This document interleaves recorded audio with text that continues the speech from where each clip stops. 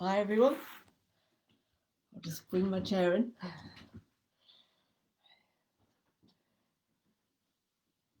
I thought I'd put a little screenshot of what today is all about before starting because I understand some people find it difficult to connect as I start speaking. There's a bit of a lag, so I thought I'd do that today, um, and also to embed the topics we're going to discuss. But I'll go through them again. We'll be talking about loneliness, social connection. We'll be talking about happiness and finding meaning and purpose, acceptance, and I think that's it really. So, a lot to get through, a lot of content. It's really nice to see you. It's great to be connected to you today.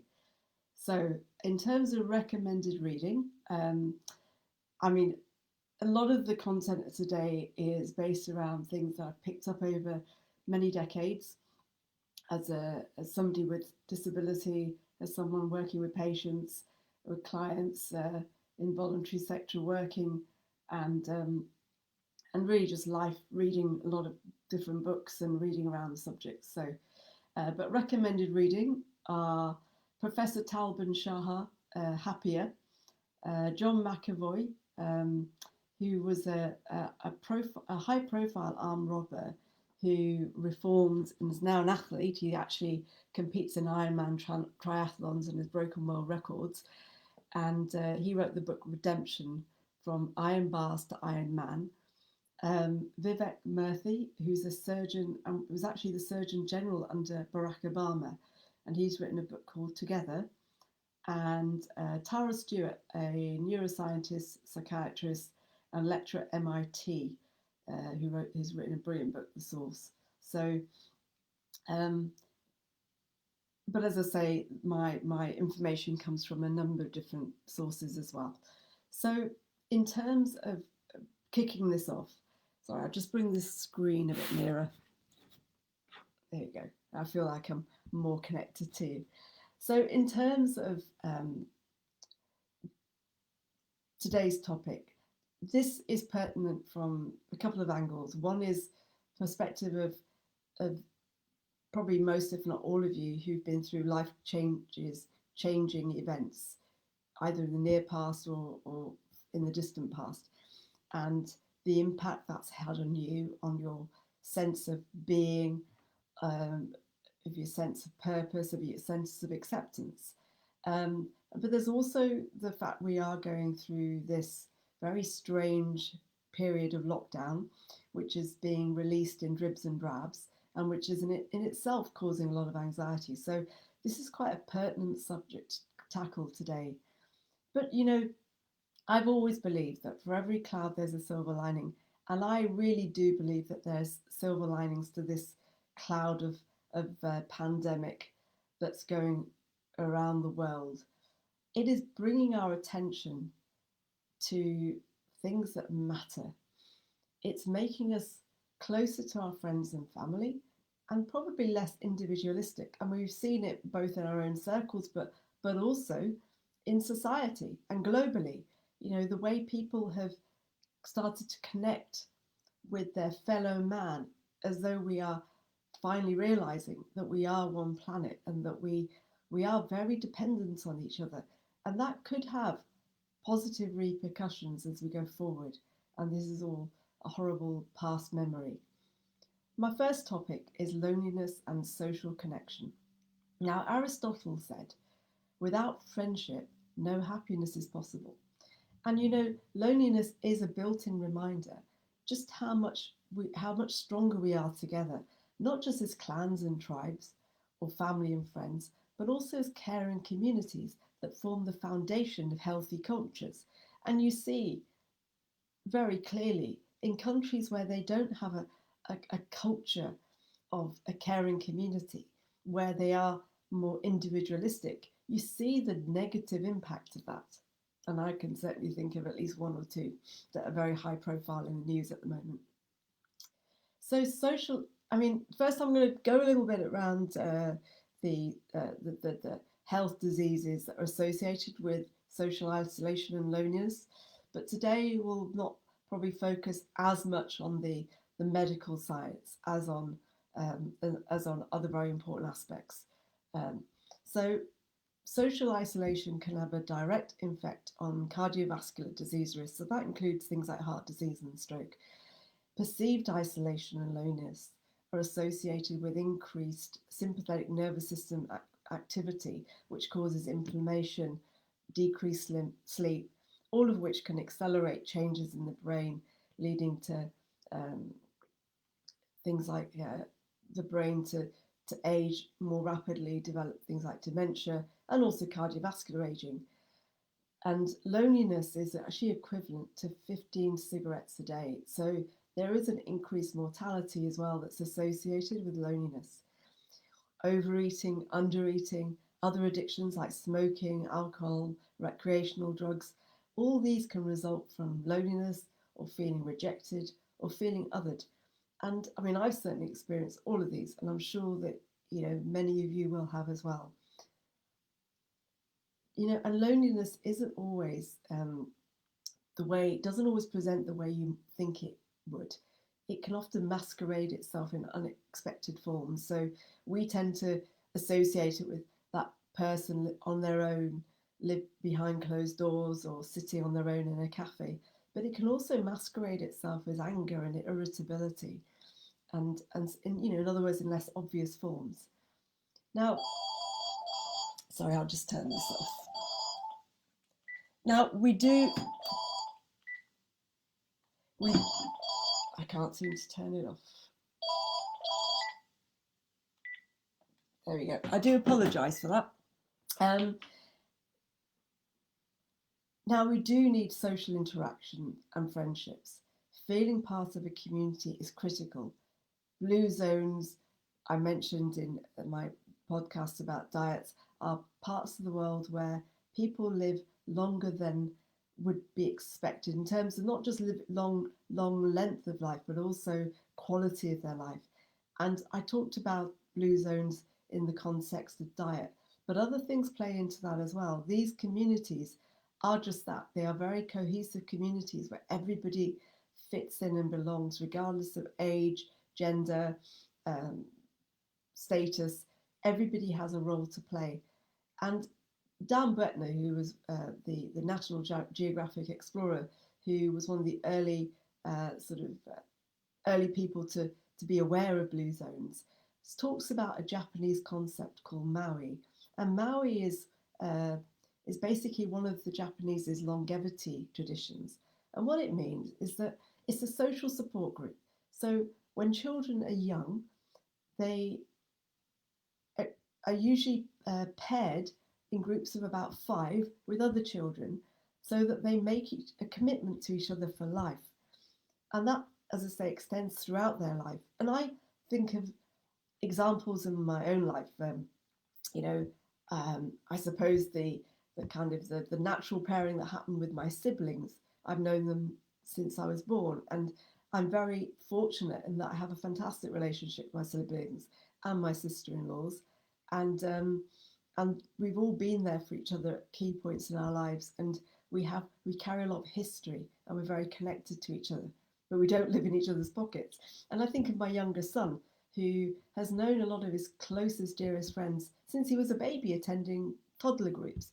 And he has been with his friends through close death in the family, cancers, mental health problems, all sorts of social upheaval. And they are so close and so supportive to each other. And I can see from first-hand experience just how important that is, having, even if it's just one person who you can be completely yourself with, completely naked with, that you don't feel you can become a mass with. It's so vitally important. It's as important as oxygen. As children, we're naturally programmed to both give and to receive love. It's a very natural thing that you observe children, you see it just comes so instinctively to them. I remember as a child making cakes, I loved to actually give more than I received. And, from the age of 5, I was sneaking downstairs at some ridiculous hour of the morning, making rock cakes and fairy buns and putting them on a tray with a pot of tea and taking them up to mum and dad, who were pretending to sleep in bed and pretending to be a surprise when I woke them up. And I just got such a pleasure from that, such a joy from doing that. And plus, they're really tasty when they just come out of the oven. They just sort of melt, don't they? They go down your gullet. So, but as we grow, our focus changes. It becomes more individualistic. We focus more on individual growth and individual success. Young boys in particular, which is a shame because when boys are young, they have the same feelings of love and commitment as girls do. But society has an expectation that boys, to become men, should be, how we would say, more masculine, which means masking your emotions, not expressing how you feel. And it's because we're putting success before friendship. And the problem is that we are highly evolved, complex beings, and we're not designed to suppress our very complex feelings and thoughts. And when I was a GP, I one of my many roles was mental health lead for a large area of County Durham, and I was very aware, because County Durham is relatively more socially deprived area compared to many parts of the country. I was very aware of our incidence of suicide being higher than the national average amongst young men. And this is very young men, men in their teens up to their early 30s. And we developed something called men's sheds, and which allowed men their own space where they could be with other men doing male hobbies and start to open up a bit. And then there was also a drive to do a similar project in our football stadiums, where you would use football metaphors to allow men to express their emotions, something which they had, unfortunately, it'd been taught out of them, or it'd been cultured out of them from childhood. The only issue we had was that where I worked in Weardale, we are split down the middle between our allegiance between Sunderland and Newcastle football clubs, so it was a bit difficult because it was Sunderland that was offering the group counselling. So anyway, I mentioned that change in focus to individual success has become more important than that feeling of the importance of giving and receiving love. And this individual success in modern times is measured as wealth, power, and fame. But we all know plenty of folk who have all these things and who are deeply lonely. And I can think among my patients, I had very successful, wealthy patients who were, and people close to me who've been languishing in the poverty of their success over the years. And it's very sad to see. What sort of society might we have if instead of valuing our wealth and our success, our professional success on its own, obviously that has merit. I'm certainly not undermining the how the security, if nothing else, it gives us in the sense of self-affirmation. But wouldn't it be wonderful if we also valued as a society how often we engage with our family and our friends, eat with them, really listen to them, and really support each other when required? I believe that during this pandemic, there has been a rising collective consciousness and a sense of growing awareness of our fellow humans. And this concept is not peculiar to this pandemic. We've seen it during recent world wars and other pandemics as well. The trick is whether after all this, we don't default back to how we were previously. We don't say, well, we just want to forget this time and move on. It'd be nice to think that we might learn something from this and hold on to it, hold it in our hearts. During lockdown, there is much social isolation, and some of you I know are struggling. And there's also a tragic fallout from this as well, and we're all aware of it. As well as affecting economic wealth and health at the moment, we shouldn't forget the effects on social connection this pandemic is having.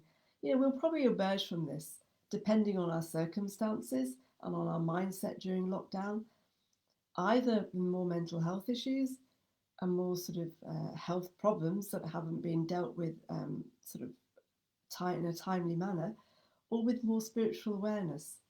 and a desire to change. I mean, I've mentioned this in previous podcasts. We do have more, compared to our ancestors in terms of basic needs met. We have income, we have security, we have freedom. And yet, and we are more connected to others through transport networks, social media. We're globally connected the way we've never been before. And yet, so many more people feel socially isolated, feel less connected. And furthermore, many of us don't value these connections. And it often takes a very significant life event for us to suddenly realize that, gosh, we really should invest more time in the people that matter to us. It's so easy though, isn't it, to your head to be in that sand or on that treadwheel of life, and to focus on the things that we're all told we should focus on. And from a young age, we're told how success is and it should be measured. And yet, if you think about it, what is the cost of pursuing status, working hard, especially if you're doing it on your own? Because the cost of this partial truth is that you can succeed on your own efforts, but then when you fail, and of course we all fail at points in our lives, then you have to take that failure on your own as well. And the result of that, you beat yourself up. I know I've certainly done it, and some of you may look back to your past and reflect similar situations. Furthermore, we base our self-worth on these extrinsic factors. It's harder to be authentic and connect with others if you do that. Jim Morrison from The Doors, the band The Doors, said the most important kind of freedom is to be what you really are. You trade in your reality, for a role. You give up your ability to feel, and in exchange, you put on a mask. And I think we all do that to a point, to a degree. You have to be quite brave not to at times. We want to fit in, we want to be accepted, and I'm coming on to acceptance later. Our actual worth is grounded not in those extrinsic factors, but in our intrinsic ability to give and receive love. Just like the children. Children always know best, they because when we're little, when we're young, we know we're so sure of how everything is, and we're so honest with how we talk and how we project ourselves and what we want, our aspirations. But all this changes, it all gets sort of bumped around, doesn't it, as we go through life. Through being ourselves, we build relationships, authentic relationships. And I can think of my own experiences through being an Asian child growing up in the 1970s and then having a stroke in the 1980s. Absolutely, I've had, from pretty much being born, that feeling of being othered, of even amongst members of my extended family, and what I would do is I would overcompensate with generosity, with entertaining, by through food, through gifts, because I was craving acceptance of not being othered. But I wasn't being authentic to myself. I was doing it because I was expecting something in return. Kids don't do that. They don't expect anything in return. And if somebody's not nice to them, they move on. They move on to somebody else. They have such a simple outlook, which we could all probably learn from. And I noticed that, in my younger years after stroke, I struggled to tell people that I'd had a stroke if they asked. When I was a GP in my early years, so have you hurt your hand, or have you had a recent injury to your leg? And they see me with limping and so forth, and my answer would be, oh, it's nothing, and then and bat it off. Or if I was out and about and people asked me directly, because when I was walking it was more obvious, I found that if I said I had a brain hemorrhage, it seemed to evoke a less negative response than if I said I had a stroke, because stroke still has negative connotations, which really frustrates me. And one thing I really want to do in my life is to change that, through showing, positive experiences from people who live a long, healthy, happy, not always healthy and happy, but the same life as everybody else with ups and downs, and that we can contribute just like anybody else. And I feel that's so important. So as the years went by, I don't know what it was. I think there was several significant events that happened to me, and I started to be more honest when people asked me questions. And it started with my patients. And it's very difficult as a GP to be honest with your patients because you you put this face on being absolutely all right all the time. So when they asked and I said I had a stroke, I was really, really surprised at how much of an impact it had in a positive way, because my honesty made me more authentic, and it drew people to me in that they felt that they could open up as well. And it had a very positive impact, and even more so when I set up my charity, Serenity, because I run it from home, it's outdoors, and it's mostly people, adults with disability, who attend. And of course, at that point, I wasn't a GP, not a GP, and it's in my own home. So I'm completely myself, I'm completely unmasked. And again, I found that contrary to what my expectation was,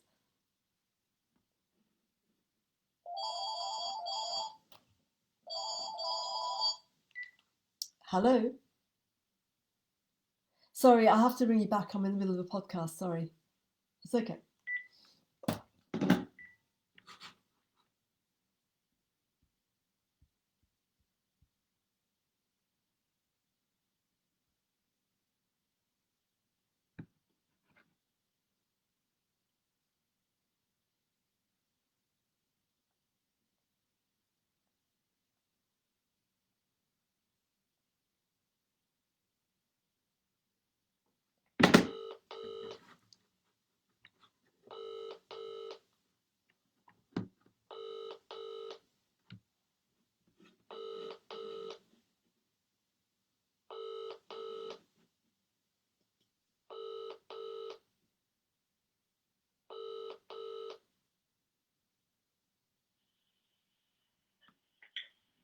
Hello, this is Mike Faulkner. I'm not available at the moment. Would you like to leave your name and number?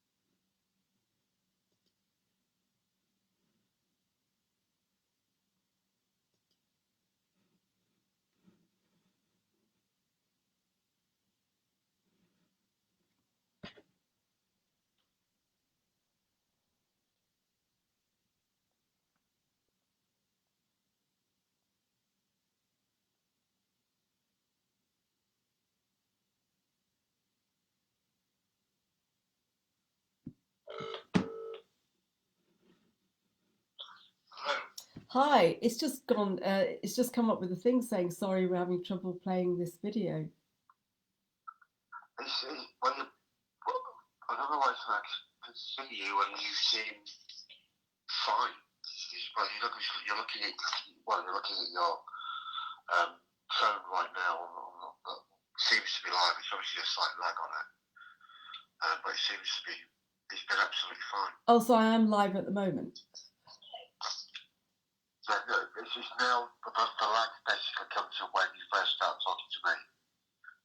So you are live. I am live, and you can see my face and. Yeah, I can see everything. All right, I can hear myself talking to you. All right, I'll carry on then. Okay, thanks. All right. Sorry about that. Basically, my screen has gone blank, and so I've just rung Greg, and he says that apparently you can still see me. So I'll carry on talking in that case, and I'm sure that Greg will get back to me if for any reason I cut out. But apparently you can hear me, so and apparently you can see me, so I'll carry on. So what I would say is that I'll try and recap on where I was. Yes, I was talking about being authentic and how that honesty means you're more likely to have connection with the person that you're being authentic with. But it's not easy. You know, it's taken me a long time to admit vulnerability and to be unmasked. So I'm not suggesting that you just go out and do it. You know, it does need working on, but I can promise that it does help and it does make a difference. You know, entering the voluntary sector has really opened up an enlightening world of true human connection, kindness, generosity of spirit. And it's further enhanced by the beneficial effects I see on people's well-being, whether they're clients or volunteers, particularly volunteers. You know, you get a lot out of giving. And I remember when I was again working in general practice, we encouraged people with chronic illness to attend what we call social prescribing hubs. And we would give them an hour of our time and basically uh, go through all their stuff that was making them keep coming in and seeing us with recurrent problems. And we get them to a point where we actually encourage them to help other people in similar situations. You know, because service to others does give you a great sense of self worth. It feeds into that intrinsic need to give and to receive love. The greatest change I've ever seen in patients resulted from being connected to their community or even to one person who gave them a sense of being needed and of being loved. And these simple things, these simple acts of feeling connected, had more impact than years of referring to secondary care for various investigations or treatments. Um, and I think of the Different Strokes family. You know, I've been observing your posts to each other, and I'm so impressed at the support that you're offering each other, the love that's being shown towards each other, that's, you know, allowing people to feel that sense of that they're needed. And I'm sure those of you who are helping others on those posts are getting as much out of doing this. So, what can you do as individuals at a time like this when you're feeling lonely and you don't feel connected? Well, you can put people first, have that collective consciousness that I talked about. You know, 9/11, the towers were burning, Twin Towers were burning. You know, people who managed to escape the ravaging fires in the buildings, they didn't. There was so much smoke in the air, they didn't know which direction to go in, and some of them sadly headed in the direction of the harbour where they met the water. And the lifeguards did something it had never done before, and it put a call out to all boats in the area to come and try and rescue these stranded people who were disorientated, terrified. Now imagine you're on a boat, you're observing from a distance the smoke, the fire, the chaos. Of course, at that time, nobody knew what was going on. And there was hundreds of boats that didn't think about themselves, their own safety, that just went into danger. And that is an example of collective consciousness, of feeling a sense of compassion and of wanting to help your fellow person. If we build a more socially connected world, it will help to heal a lot of health issues that we have at the moment. You know, in your own little space, you can just for 15 minutes a day connect with someone who really matters. You can do it by phone, by FaceTime, by Zoom. It doesn't have to be visually, you can see them. And even if you can't see that person, give them your meaningful, full attention, because even if they can't see you, they can tell if you're giving them your full attention. And we've all done this, you know, we're talking to someone on the phone and we're kind of half doing several other things at the same time. But, you know, really focus on that person and ask yourself, who are my close friends?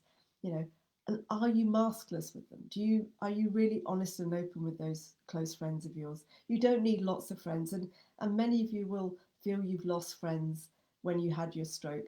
I know I did, and I know that one of my frustrations is, you know, I was a county athlete. I was very sort of fit, and the kind of activities that I enjoyed doing, I couldn't anymore. And even into my adult life, having family and so forth, I noticed that, you know, I wasn't really somebody people wanted to be around because I couldn't do a lot of things that they were doing. And it was hard because, in my own way, I was fighting lots of my own battles and I was doing quite a lot. It was just that it was difficult to necessarily do it at the same rate as an able-bodied person. So it is difficult, and I do understand how I do understand how difficult it is for you.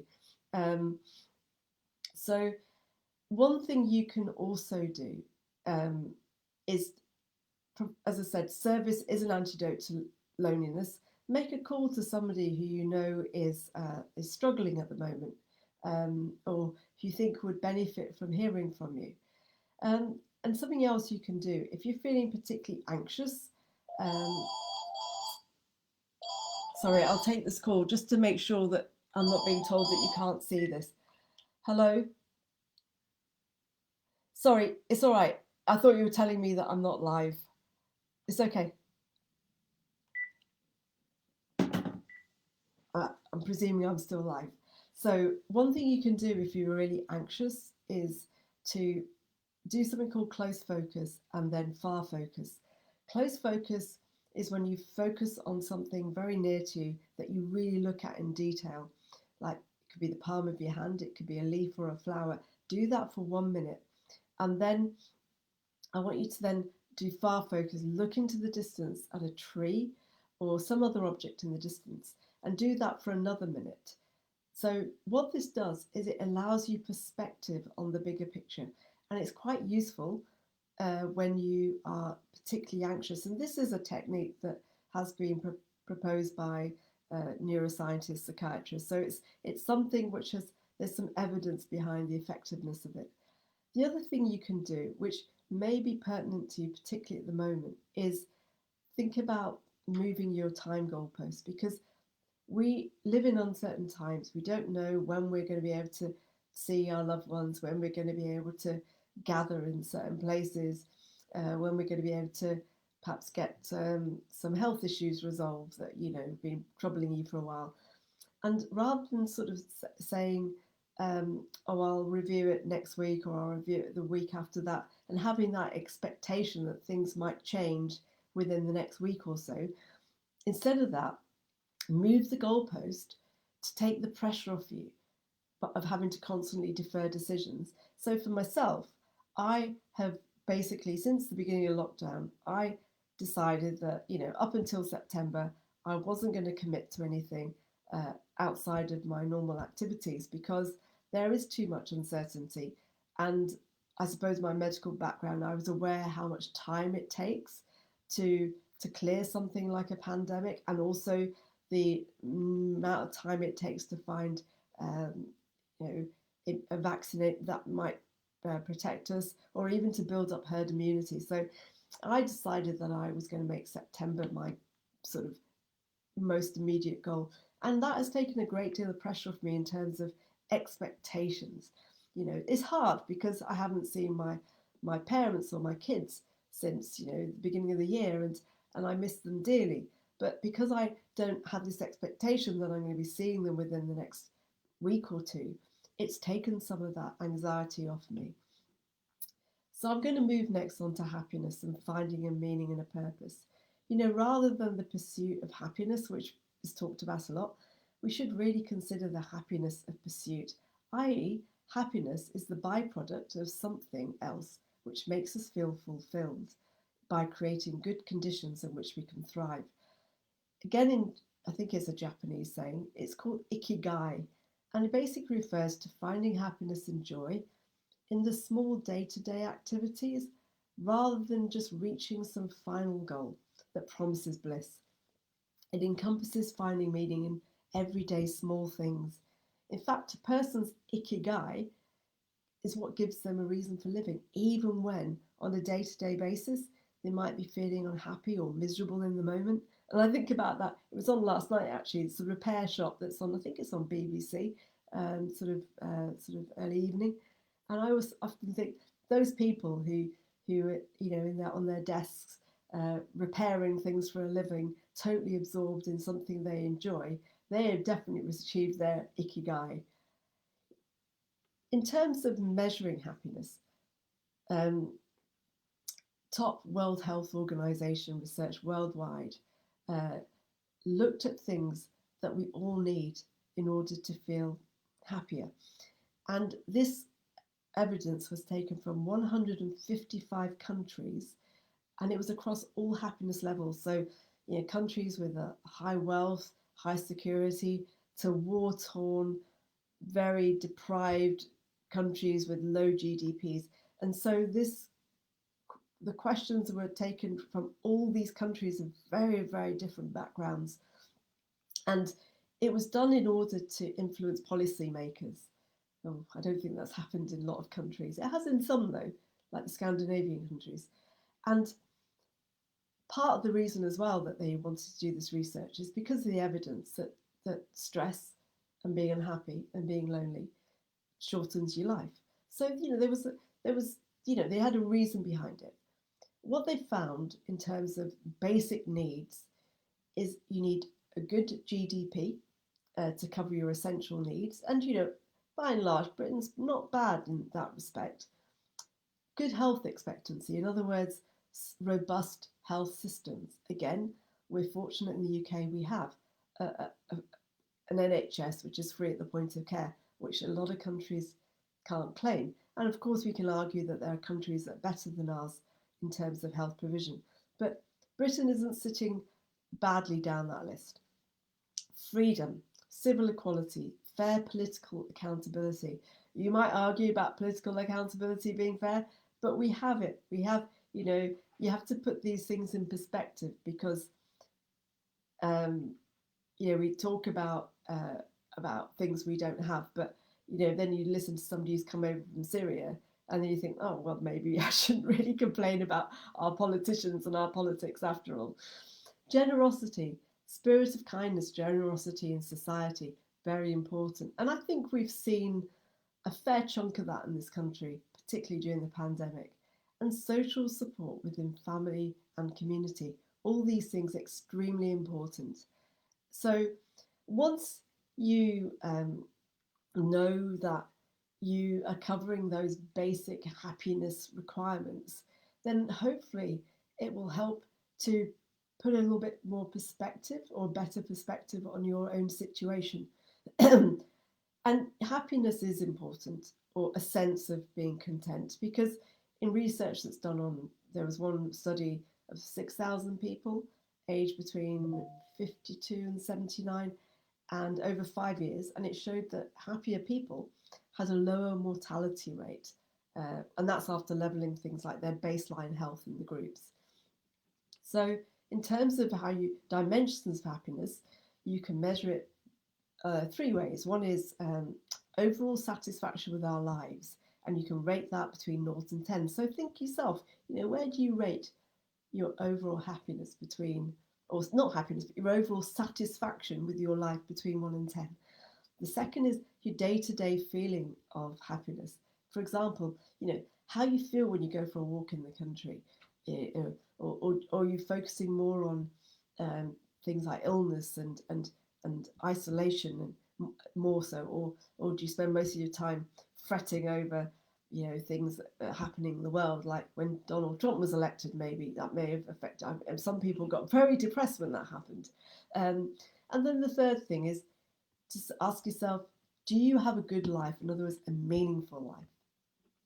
Now, I'm going to come on next to acceptance, and I'm going to base this probably a reasonable amount on my own experience, but also on what I've gleaned from other sources. And I'd also suggest possibly that for those of you who haven't seen that first podcast that I did, my backstory, and who perhaps are struggling with coming to terms with stroke, accepting this new you might find some hope in listening to that podcast, because if nothing else, I can afford you 34 years of living with disability, and living with it through from being in my 20s to being in my mid-50s. So through very different stages, through marriage, divorce, remarriage, giving birth to children, having a career, having to retire, hopefully returning to my career, life, very experienced in life in lots of different stages, carrying significant stroke disability. And I hope that that goes a little way to allowing you to think a bit less negatively about your personal circumstance. Now, accepting yourself is about loving yourself and being kind to yourself. And I said earlier, it's not an easy thing to do, particularly if you're driven or particularly if you're very self-critical.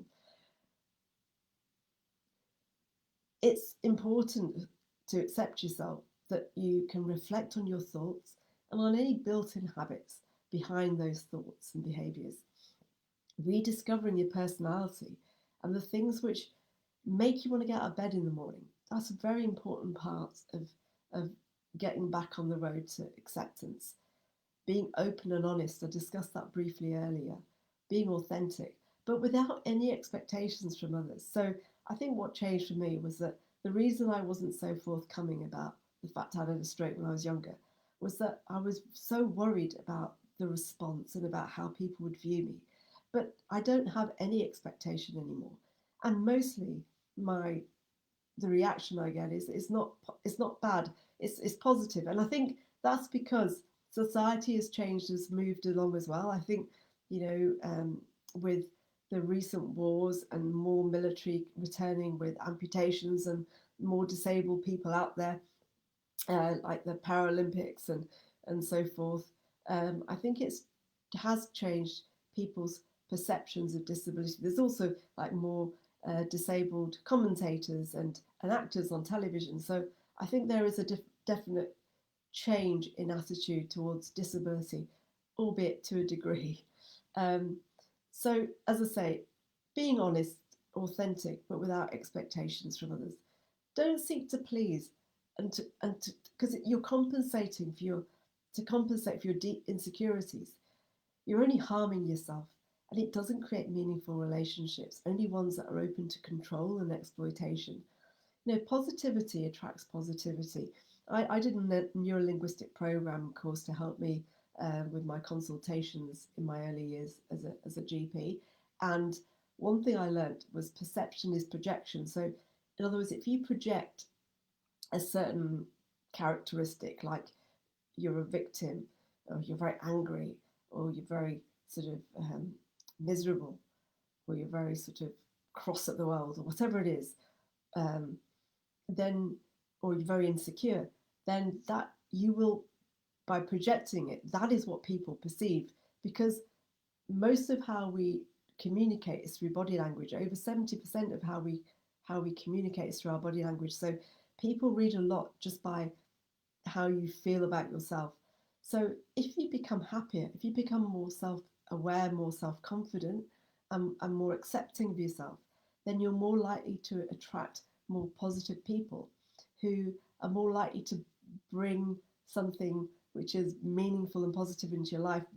It's a bit like you'll be less likely to be surrounded by kryptonite. Imagine yourself as Superman you're surrounded by all this kryptonite that's taking all your superpowers out of you. By developing a more self-assured personality and accepting who you are, you won't attract as much of that kryptonite. So write a journal. I must admit I haven't done this. I'll put my hand up, but I have heard it works really well, and I've had patients who've done it. It's particularly good where you perhaps have repetitive negative thoughts, because sometimes writing a journal allows you to release those thoughts and to realize the importance of them and whether you've got the perspective right on them. And it also allows you to understand, perhaps you aren't aware of your thoughts, but you are aware, or others are aware, that you're a bit snappy, a bit irritable. And maybe if you then wrote your thoughts down, you thought, oh, that explains a lot. So you might find that is helpful, because it can release important subconscious thoughts which drive your reactions to events. And I'm going to finish this section with a quote from Lao Tzu, who was an ancient Chinese philosopher. And Lao Tzu said, "Life is a series of natural and spontaneous changes. And don't you know it with stroke? Don't resist them. That only creates sorrow. Let reality be reality. Let things flow naturally forward in whichever way they like." Now, of course, if you've seen my first podcast, you'll know that I don't totally subscribe to that because, I was told that I would have to accept my stroke and would never return to medicine and wouldn't be able to walk without walking aid and, would have nothing in my arm and etc. And it was all very doom and gloom. And I, basically decided that no, I would be the driver of my destiny. Thank you very much. I would be the holder of my own beliefs and my own thoughts. So, but what it has allowed me to do is, of course, there's many things that I can't do that I would dearly have loved to be able to carry on because I was so sporty, I was so outgoing, and but I have found alternatives. And throughout my life, I thought, okay, I've had my stroke, that's it. But that didn't happen. I had numerous other health conditions after that. And I thought, well, what's going on here? This isn't a fair hand I'm being dealt. But you have to roll with the punches and keep getting back up. And every time I've got up, I've been stronger for it. And I've been more aware of myself and I've been more grounded in myself and more secure in myself. I know it sounds really perverse, but that is the truth. I mean, for example, my compensation for not being able to do my running was to take up swimming, which I didn't particularly like, but I ended up being good at it. But then I had shoulder surgery and now I can't use my arm at all. And I could wallow about that because actually I've gone backwards in terms of stroke in some ways. So, but my thought is, well, I'll just have to do more dog walking, and I bought a recumbent cycle last year, and so I will be spending more time doing that and finding other things to do. So it's just about, you're flowing down a river, the channel blocks, you just have to flow down a different sort of route in the river. So that probably goes neatly into the last subject, which is perspective. I mentioned fallout from lockdown, and I really don't want to underplay the significance of what we're going through. I mean, I personally have lost close family and friends to COVID, sadly passed away. A couple of them were doctors similar age to me. I have a family who spent protracted periods in ITU, up to 2 months, but thankfully survived. I have, close friends who've unfortunately been sectioned on the Mental Health Act because of, the disruption caused by this blessed pandemic, and consultant friends working on the front line in hospitals who've been separated from their family and their children, their spouses during the whole of this pandemic. And on top of that, not only are going back home to isolated hotel rooms or homes, are exhausted as well, mentally, emotionally and physically.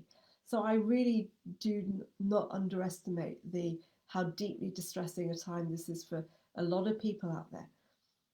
But perspective is even more important at times like this. I mean, I personally think of, I often do this anyway, but I think of refugees, those living in countries with little scope for sanitation, protecting or treating themselves through because they have poor health systems or they just don't have the money to access these things. And it is worth reading about the lives of people like, and I'll go touch on them in a bit more, Viktor Frankl, Nelson Mandela, Terry Waite, John McAvoy at such times, all of whom have spent periods of time in confinement and mostly solitary confinement. Nelson Mandela, 27 years, of which every week, more than 4 days a week, he would be smashing stone into gravel. And despite that, despite very physical hard work, he still made sure for 45 minutes every single day in his solitary cell, without any aids, no shoes, no equipment, he would just run on the spot. And he did that every day for 45 minutes. And he did it to keep himself physically and mentally fit. And he was creating a routine as well, which is very important at times like this, when you feel like you're out of control. Routine brings you that control back. And another thing he did was that he was a cigarette smoker and he was allowed that allowance, but the guards would withhold his cigarettes from him as a way of trying to get to him, of trying to emotionally manipulate him. And he decided that they weren't going to control his body and spirit, or his mind. rather, and his spirit. So he decided that he would quit his cigarettes. So he took that away from them, and he allowed himself to maintain control of his mind and his spirit.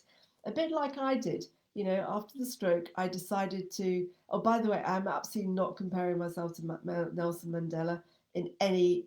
You know, I'm an ant to his Everest mountain, frankly. But it's the concept of, somebody tells you that this is being taken away from you, and you decide it's your mind and your spirit that decides how much of that is acceptable to you. And then you figure it out. Viktor Frankl. Now, this was a man he was an Austrian neurologist and psychiatrist, and he survived 4 concentration camps, including Auschwitz. And I bring him up because when I was in my 20s, I did a talk as a TV show. And after that, there were several people got in touch, and one of these was a highly successful city analyst who had a young child and a wife, and he had had a stroke. And this was, we're talking, 30 odd years ago. And he was, not in a good way because his world had been literally turned upside down. His wife was considering leaving him. And so life was not good. And we had a few chats over the weeks. And then one day a book arrived in the post for me. And it was by Viktor Frankl. And it was called Man's Search for Meaning. And this book had helped this man to get through his stuff. And so it was his book that he'd been reading. It was well thumbed. There was lots of little penciled quotations in the margins of the pages, and you could see he'd really been absorbed in this book. And there was a couple of quotes from that book that really stood out for me, and I will give them to you now. One was that between stimulus and response, there is a space. In that space is our power to choose our response. In our response lies our growth and our freedom. And the other was, everything can be taken from a man, but one thing, the last of the human freedoms, to choose one's attitude to any given set of circumstances, to choose one's own way. Pretty profound, but he kind of knew what he was talking about. I mean, he went through hell and back, and he came out the other end, and he ended up getting a career back, he ended up getting married, and he had a life. I mean, God knows how he adjusted, but somehow he did. Terry Waite, I mean, you will probably, most of you remember Terry Waite, who was the hostage negotiator, who became hostage himself. And when he was in confinement, 4 of the 4 years and 8 months was actually solitary confinement. He was allowed 1 toilet break a day, no books, no social communication, no internet stimuli of any form or other. Basically, it was a cell that had nothing but a bed in it. And when he wrote an article in one of the broadsheets, and he talks about how routine was so important to him to get him through this time, because a bit like us, he didn't know when this was all going to be over.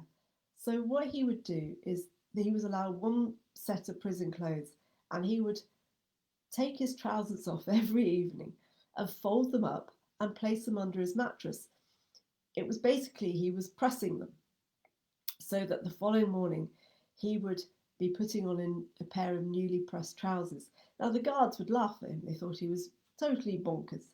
But he was showing himself self-respect. And by putting on those newly pressed trousers every morning, that was his way of maintaining some sense of self. And it was very important. And it helped him because he's gone on to be an amazing humanitarian ambassador. I know from my own experience, the grief reaction you have after stroke, you go through the stimulus through to the stages of shock, disbelief, anger, and then on to the stage which some people get to quickly and some people takes years, if never, to achieve, which is that getting onto the change curve and finding a purpose and a meaning which allows you to focus on goals and which it keeps a routine. And that routine is important because it guides you through pain, through prejudice, through setbacks, through more setbacks. If I didn't have all my goals in my life, I don't think I could have kept myself forward thinking or forward looking. It's the one thing it's been my oxygen. It's helped me to cope, and I know that it will help you as well. Be kind to yourselves. Provide deep, meaningful values to the lives of those around you as well as to yourself. When I was interviewed by Miriam Stoppard, when I was in my 20s, um, she made a great. I was 23 years old, and I was a young. I'd returned to medicine then, and she'd taken on board my previous life as a county athlete and so forth, and she made a great play of my disability and about how hard it must be to adapt and to accept my disability. And I remember saying to her at the time, I think I'm less disabled than people who live with negative self-destructive thoughts and feelings. I believe they're more disabled than me. And I was thinking that when I was 23 years old, and I definitely still think it now because I've seen it. I've seen it through my patients, I've seen it through friends, I've seen it through colleagues. I've seen how people who have negative self destructive thoughts are so much more disabled by that than anybody with a physical disability. So, in terms of tips, I would suggest that you maintain a routine, limit the news because news can alarm you. How long is this going to go on for? Because it can be a bit contradictory at times and frustrating. So, say to yourself, if you feel you have to have your fix of news every day, make sure it is just once a day. Pick sort of notable sources of news. Don't go for, sort of sound bites on the internet where from some dodgy sources. Make sure that you're getting your news feeds from reputable sources. Exercise more. Redo those physio podcasts that have been brilliant over the last few weeks. Redo your favourite ones, your favourite different strokes physio podcasts. Try to better yourself. Read to learn new things. Take up a hobby. Don't spend all your time sort of lounging around watching Netflix and soap operas. Try and do something which is a bit more positive towards your growth. Obviously do those things, but don't make them sort of take over your lives. Use it as this. We have less distractions at the moment, so maybe use this as an opportunity to focus because there's less distractions. Perspective is really important. I just touched upon that. Helping others really gives you a positive sense of positive self-affirmation. It's really worth doing. And it only has to be picking up the phone and calling somebody who perhaps you haven't considered calling for many years, but who's on your mind or who may be struggling at this time. It takes the focus on yourself and your own struggles. Kindness towards others also improves your health, and it can be contagious because one kind act to someone has a knock-on effect that can reach up to 125 other people. So it's really worth doing. This could be your moment to improve and change your life. People have been saying that, it's made them reflect on how important their families are and how much they've missed not spending more time with their families or even just being able to commute less or to have more time to think and to focus on the things that really matter to them. And so another thing you could do if you believe that there are things you would like to change in your life but you can't quite see it is you could do a vision board or an action board. And this is where you just collect images which are meaningful to you related to something that you want to change, and you put them on a board. And there is some science behind it. The science behind it is that our brains, our minds, they are filtering millions of thoughts and events all the time. subconsciously and consciously we're bombarded with information all the time, and so our brain has to filter out what is what we require, and they base that on what we need to be safe, what's necessary, and what we need to function, and then we go on to prioritizing on the basis of our habits, our beliefs, and our boundaries. And what visual reminders do is it triggers a regular reminder of where our focus is desired. So, having that there to say, oh yeah, this is what I really want to. I've realised that, eating with my family in the evening is really important, or that, for me, one thing I'm doing is I'm returning to general practice because I've missed it dearly, and I'm sort of reasonably healthy enough to be able to cope with it. So, so that's been very important for me, and as is my morning routine of taking the dog out for a good hour's walk, prior to which I do my morning stretches. And many mornings, most mornings, I wake up feeling pretty rough, all stiff and tired and various aches and pains. But I know that if I don't do those things, I shall feel worse afterwards because, having routine for me sets my day up in a way that means everything else is more likely to flow better. So that concludes this podcast. Sorry that it was a bit broken up. As I say, I have issues because I actually can't see a video running. I just have a screenshot saying that we're having trouble playing the video, but I'm reliably informed that this video is running. And I do apologise for the interruptions. And I'm just going to finish off by saying that next week is my last podcast until late August, because I have some exams coming up in early August, and they're quite intense, so I do really have to focus on those now. But I just want you to know that next week's podcast, and I'm just going to peek over my screen, is easing of restrictions for people who've been shielding. That's what we're talking about next week. I thought it was, of the topics that you were asked to choose from on Facebook, it was the one that came out with the most hits, and actually it's the most relevant at this point in time. So I thought that's something I could certainly cover before August. So that's next week's podcast.